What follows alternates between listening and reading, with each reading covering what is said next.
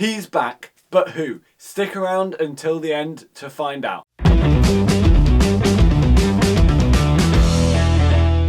Welcome back to BritBoy Hockey. The rumours are flying, the rosters are changing, and clubs are continuing to make moves ahead of the 26-27 NIHL season. So let's break down week 2. Before we dive in though, make sure to slapshot that like and subscribe button and turn on notifications as always. And make sure to also go watch last week's roundup of the signings, the re-signings, the departures, and all the other news. So all 11 teams in the Planet Ice National Ice Hockey League. But with that said, let's break down week 2. We start this week with the Milton Keynes Lightning. They've continued to lock in their roster with the re-signing of Elliot Lewis alongside Tom's Rutkiss, whose return has now been officially confirmed. He was listed on the club's 26-27 team on their website ahead, or actually before my video last week, which is why I included him. But now his re-signing has been confirmed on social media. But apart from those two, no departures or new signings this week, but MK steadily building for next season. Next up, the reigning league champions. A very quiet week for Swindon with no new signings, re-signings, departures, or any other news announced. Romford, though, have had a bit of movement. They've re-signed a goalie who is underrated, in my opinion, in Canadian Cole Ceci. However, they have lost forward Ewan Hill, who makes the move to Peterborough. Like the league champions, a quiet week for the playoff champions, the Leeds Knights. No updates in terms of signings, re-signings, departures, or news for them. Obviously, expect all of this to change as we go more into the off-season. Another team who remain quiet this week are the Bristol Pitbulls, with no new signings, re-signings, departures, or additional news to report. It's a bit of a recurring theme now with these teams, with a lack of news. However, the next team on the list is a change to that with Hull, who continue to strengthen through retention. They've re-signed experienced veteran Jason Hewitt, who made the switch from being a forward to being a defenseman last season, and will continue as a defenseman this season, throughout the whole season. As a defenseman. And they've also re-signed Czech import Emil Svek, to everyone's pleasure, including my editor. But no departures, new signings, or other news this week from Matty. Like with Swindon, Leeds, Bristol, Telford also remain completely quiet once again. No re-signing, no signings, re-signings, departures, or news, as was the case in week 1 for the Tigers. But come on, Tommy, I know you've got something up your sleeve. Just drop one announcement so I can report on your team finally. And next, Peterborough. They, however, have had a very busy week. As I said earlier, they've brought in Ewan Hill from Romford. However, there have been several departures. Ralph Sirenes, I think that's how you pronounce his name, leaves the club with his destination unknown. Corey McEwen has retired, and Nathan Salem has moved to the Sheffield Steeldogs. More on them in a second. A real mix of ins and outs for the Phantoms this week. Talking about Sheffield, they are one of the teams who have had a very busy but a very strong week. As I literally have just mentioned, Nathan Salem has signed but also returned, because he was there previously, from Peterborough, which could be huge if, and this is a big if he stays healthy. Obviously last season, I believe, was the season where he had an injury that kept him out, I think, for about half of the season. But if he goes back to Sheffield healthy, and if he plays like he did specifically in the Coventry weekend 2 seasons ago when MK won it in the final against Peterborough, that'll be massive, because he was huge that weekend and he's just a great player all round. They've also secured multiple re-signings, including Emil Oskanen, Alex O'Dale on a 3-year deal. That's big for British goalie development, something that we love to talk about. Walker Summer and CJ Garcia on a 2-year contract. But the biggest news of all, and this is the person who I was talking about earlier when I said he's back. He is back, and his name is Bailey Yates. Yes, you're probably all tired of me banging on about this kid, but as I said to a coach in the national division, this kid is the real deal. People aren't talking about him. He's a homegrown British player. We talk, I think I've said before, about the likes of Ben Clark-Leach, about the likes of Alex O'Dale, but no one's talking about Bailey Yates. And I think in next season, with this announcement of his return, if he can improve on this season, people need to start watching out for him, because I reckon he's going to be a big player next season. Off the ice, however, there are suggestions that assistant coach Lewis Jones may be leaving following an Instagram post. I think that post might have been from his partner, although this is yet to be officially confirmed. So that might be the case, that might not be the case, so don't take my word for it on that one. Basingstoke have confirmed the return of Ben Clark-Leach, who is to be their permanent starting goaltender for the season. Like we talked about with Alex O'Dale, that's big for British development. But that assumingly it hasn't been confirmed officially by the Bison, but it was alluded to by his own Instagram post that Max Wright will be leaving the league. I'm sure everyone will be gutted about that one. The only departure, however, is Zach Shankar, who has headed to the Brisbane Lightning in the NIHL, which is in Australia.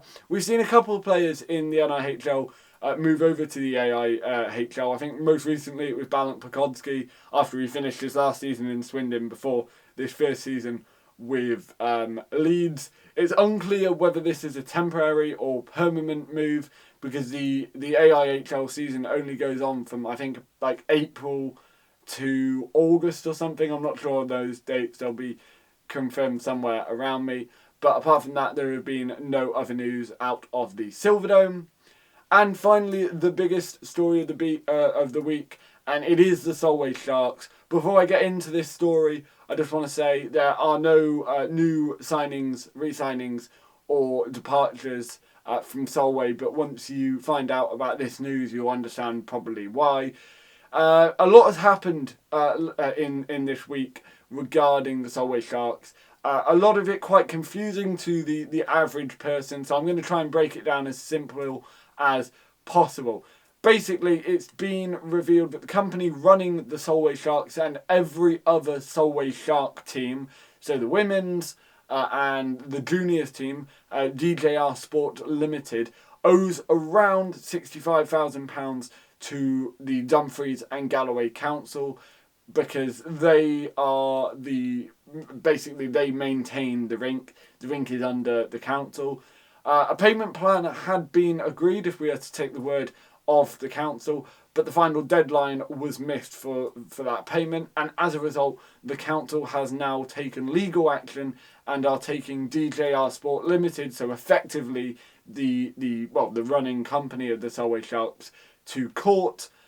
DJR Sport Limited, as the council said, can no longer use the rink, and no new agreements will be made with the company, which is why a lot of people have said, well, why don't Solway just drop down a league?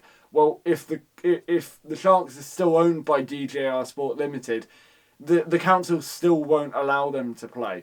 So effectively, the only way around this is for DJR Sport Limited to sell the club to someone else, and for that person or for that group to, I would believe, pay off that £65,000 debt. I'm not sure whether that would have to be done by the new group or by DJR Sport Limited, but once all of those things happen, obviously the council will allow the Sharks clubs back into that rink, because they are the tenants and they are the money makers, if you want to say so, in that rink. But of course, without access to their home rink, without access to Dumfries Ice Bowl, which I went to early on in last season, the Sharks are unable to host games, they're unable to practice. You'll remember at the start of this season, the Sharks didn't have access to the rink due to repairs for quite a while. And that does mean that now, unfortunately, the future of the club is in doubt. Another NIHL club in doubt. However, there has been a potential positive development in the past few days, which came from a statement from the official Solway Sharks supporters club on Facebook, I think, which has suggested that a new group has come forward with formal intent to support, and I use that word very importantly, support the club. So of course this is an ongoing situation, and one that we will continue to monitor closely. But as I said at the start, no other news from Solway regarding signings, departures, re-signings, and all of that. I do just want to comment, as I did in the my video recently about a potential NIHL team in Manchester. I really do hope that this news gets sorted out for Solway. Not just for the club, not just for the players, but for those fans. I went up there earlier last season. As I said, those fans are really passionate about that club, and hopefully they can return. Now, before I end this video, I just want to say that this is the first video released on this channel after our 6-year anniversary of making content on YouTube. This channel began on May 2nd, 2020. 6 years is something that I never thought I would make it to. I just literally started this channel to talk about NIHL hockey at the time during the COVID pandemic. But I just wanted to say to all of you who have liked, subscribed, turn on notifications, as well as commenting and just any engagement in general, whether it's on the channel or on our social media pages, I just want to say thank you so much.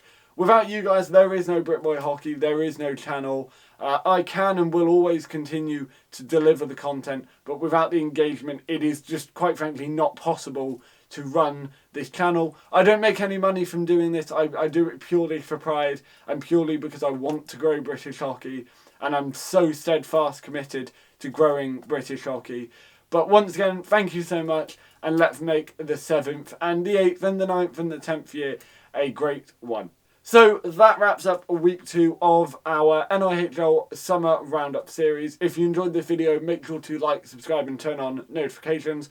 As I said at the start, I recommend that you go watch the week 1 roundup, as well as my new video talking about a potential NIHL team in Manchester, with the news, of course, about the Storm moving to the AO Arena. That's right now got a lot of people talking and just got a lot of views and engagement, so thank you again for that one. But if you haven't gone to watch either of those videos, make sure to go do that. As Mr. Ryan Reynolds would say, unfortunately, if you follow football, Wrexham did not make it into the playoff stage of the championship, but as he would say, don't have a good day. Have a great day. It's been BritBoy Hockey, and I'll see you for week 3 of the NIHL Summer Roundup series. But until then, goodbye!